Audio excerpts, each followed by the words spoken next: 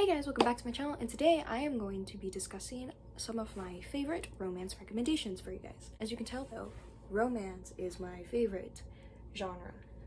It's the shelf that is automatically filled to the brim. So I really just love to indulge myself in a really good romance novel. Honestly, a lot of people can hate on it. I like it, not ashamed. And I just wanted to share my favorite ones with you guys. So the first one I'm going to show is my all-time favorite Colleen Hoover novel, and that is Heartbones by Colleen Hoover. I actually don't hear many people talk about this in comparison to November 9 and It Ends With Us. I hear a lot of people talk about those ones. I don't hear many people talk about Heartbones. So the book Heartbones covers a love story between Bea and Samson. Bea comes from a very poor family. She has like a very weird relationship with her father. She doesn't really have a relationship with her father that much really, because she lives with her mother, who is a drug addict.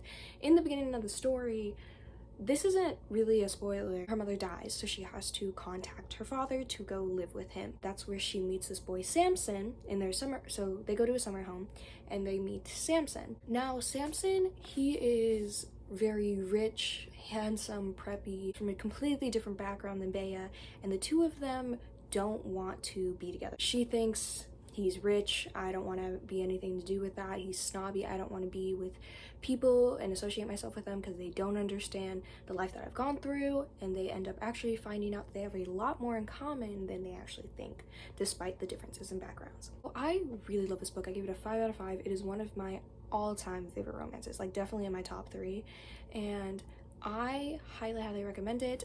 This plot twist, I did not think that that's where that story was going, and then after the plot is revealed and their love is so strong for each other, it's just mwah, it's perfect, it's perfection. Please go read this book because I don't see enough love in this Colleen Hoover book. The next book that I am going to discuss is From Luke Off With Love by Mariana Zapata. Now, I've read one book by Mariana Zapata, and instantly she became one of my favorite authors, and I really hope it stays that way because I have another book from her that I'm planning to read, and this is just my baby. This is also in like my top 3 favorite romances, and I just love it so much. So a lot of people like romances that are on the shorter side, ranging around like 300 something pages. All Mariana Zapata books are heavy and hefty books, so you have to be willing to commit to that, and as you can tell, this one's a pretty thick one, and I'm pretty sure this is one of the shorter ones in comparison to her other books, because I'm pretty sure this one's like 700 pages, 600 pages. This is like 500 something. This is a enemies to lovers. It's like an academic. They're rival ice skaters basically, and they end up partnering together for a season, and they fall in love from there. And when I found out that she was actually half Filipino, I was ecstatic. I don't know if I said that right. It's just, this is a really good book. It's a slow burn. Warning, it is a slow burn.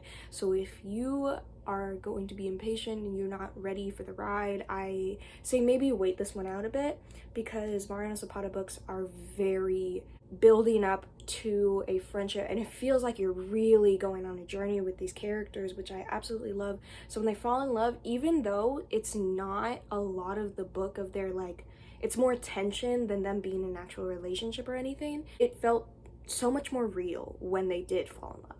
The next book that I'm going to talk about is a Christina Lauren book, and that is Love in Other Words. You have probably seen this book everywhere. A lot of people say this is their favorite Christina Lauren book. This is the only Christina Lauren book I've read, and my favorite.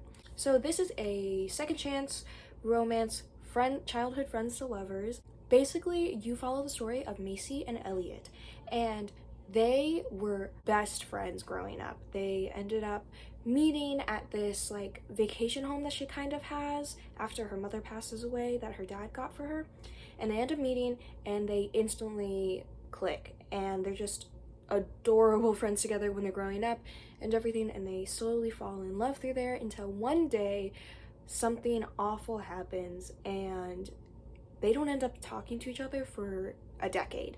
She didn't talk to him for a decade, and one day they end up bumping into each other, and immediately all of those emotions come flooding back in the both of them.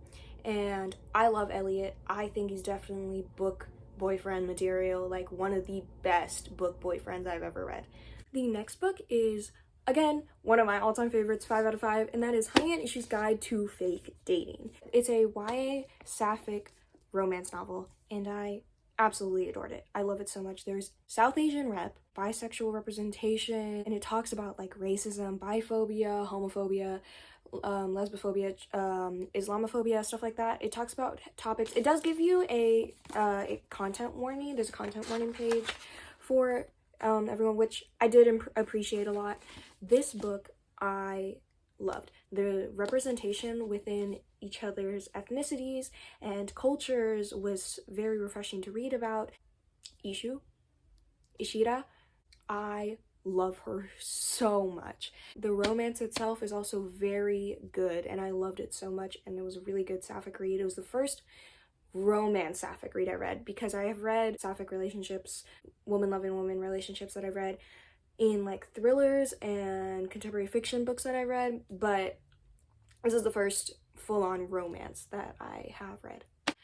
The next book is I believe it's like not necessarily a new adult romance, but it's an adult romance, and that is A Risk Gone Forever. Oh my gosh, this book is so good. Like, it's amazing. It's, as you can tell, it's a fairly short read, but it's so good. This is a heavier read, I would say. It's definitely tugged at the heartstrings. I felt like I was gonna cry the entire time. I might not have cried, but still this book is so good. 5 out of 5, 100%. This story follows Adelaide and Matthias, or Matthias, I don't know. Basically, she becomes the caretaker for his mother, and immediately they don't like each other. Well, he doesn't like her. He doesn't think she's qualified for the job and everything because of her demeanor, her attitude, like her like super preppy attitude and everything. So he wants the best for his mother because he loves his mother so much. Both of the characters are flawed in their own ways, but also absolutely amazing and loving, and they're very realistic and they feel very real. And I think this author is coming out with another book, and I definitely will pick it up if it comes out soon, because I got it because Larry reads. I saw it, she recommended it. Well, it was on one of her wrap-ups, and she was like, it's a very sad book, and I was like, yep, getting it. Okay, so the last book I'm going to recommend is not a romance. It has a romance in it that I absolutely love, so I just really wanted to mention that. And that is These Violent Delights by Chloe Gyon. Now, this book is a masterpiece. It's so good. It's so big, by the way, like in comparison to my other books, but this cover is beautiful. Asian representation, Romeo Juliet retelling. So, and it's a fantasy, and I am not a huge fantasy reader, but this book was so good. The way it was written was beautiful, and the characters, I loved all the characters, especially like the side characters. So in These Violent Delights, you follow Juliet and Roma, who are the heiress and heir of two rivaling gangs. And the two of them secretly partner up to figure out what's happening to the town, because there is this mysterious monster that is causing people to rip out their own throats. So, oh my god, that's so cool. Not the fact that they're ripping out their own throats, but just the story, the premise of the story. It's super interesting. My friend recommended me this, and he doesn't even read. He just knew I really like stories with Asian representation in it. This is a enemies to lovers, like an enemies to lovers. Like, they try to kill each other. So they're one of my favorite couples in books that aren't romances technically, but there's a romance in it that's pretty heavy, and you could, like, not super heavy in the plot, obviously, it's like a more of a side plot, but the two of them are in the majority, basically the whole book. So I just love this book so much. Please read it. Actually, read all the books that I've recommended. They're so good. I loved every single one of them. So that was a lot of my favorite romance reads for my recommendation video today. I just really wanted to get that out there to recommend you some books, because lately I've been doing, you know, like hauls, TBRs, just stuff that isn't me recommending stuff to you, and I want to be able to recommend stuff for you so you know my taste in books. If you don't like it, that's okay. If you do like it, that's great. I'm really glad we have similar taste, and I just really hope you enjoyed this video. If you did, make sure to like and subscribe, and comment down below what other recommendations. Do you want an enemies to lovers recommendation? Do you want thrillers? I was planning to make a thrillers one, but one of the thrillers that I wanted to talk about is currently with my friend because I'm lending it to him right now. And yeah, so look out for that if you're interested in thriller, horror novels, and mysteries. That's all I have for you today. I will see you next time. Bye!